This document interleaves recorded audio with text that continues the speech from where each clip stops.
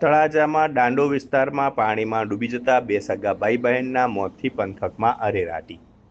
ભાવનગર જિલ્લાના તળાજા તાલુકાના સરતાનપર ગામેથી રવિવારે એક અત્યંત હૃદયદ્રાવક ઘટના સામે આવી છે। અહીં દરિયા કિનારે નહાવા ગયેલા એક જ પરિવારના 3 બાળકો ઊંડા પાણીમાં ગરકાવ થઈ ગયા હતા। આ દુર્ઘટનામાં 2 માસૂમ બાળકોના કમકમાટી ભર્યા મોત નિપજ્યા છે, જ્યારે એક બાળકીને સ્થાનિકોએ સમયસૂચકતા વાપરી આબાદ બચાવી લીધી છે। બે સંતાનોના અકાળે મોતના પગલે જાદવ પરિવાર સહિત સમગ્ર સરતાનપર ગામમાં માતમ છવાઈ ગયો છે।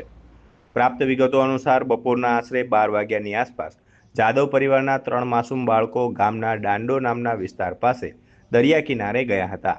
આ સ્થળે હાલમાં ખાડિયા ખોદવાનું કામ ચાલી રહ્યું હોવાથી ત્યાં મોટા મોટા ખાડાઓ સર્જાયા હતા, જેમાં દરિયાના પાણી ભરાયેલા હતા।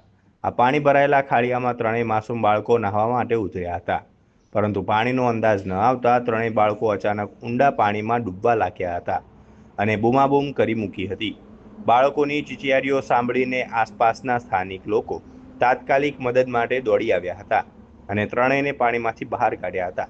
બાળકોને તુરંત જ નજીકની હોસ્પિટલ ખસેડવામાં આવ્યા હતા, જ્યાં ફરજ પરના તબીબોએ આયુષ રમેશભાઈ જાદવ અને તેની બહેન શિવાન્યા રમેશભાઈ જાદવને મૃત જાહેર કર્યા હતા, જ્યારે આબાદ બચી ગયેલી 11 વર્ષની મોટી બહેન રાજશ્રીબેન જાદવને તળાજાની સદવિચાર નામની ખાનગી હોસ્પિટલમાં વધુ સારવાર અર્થે દાખલ કરાઈ છે, જ્યાં તેની તબિયત હાલ સ્થિર હોવાનું જાણવા મળ્યું છે।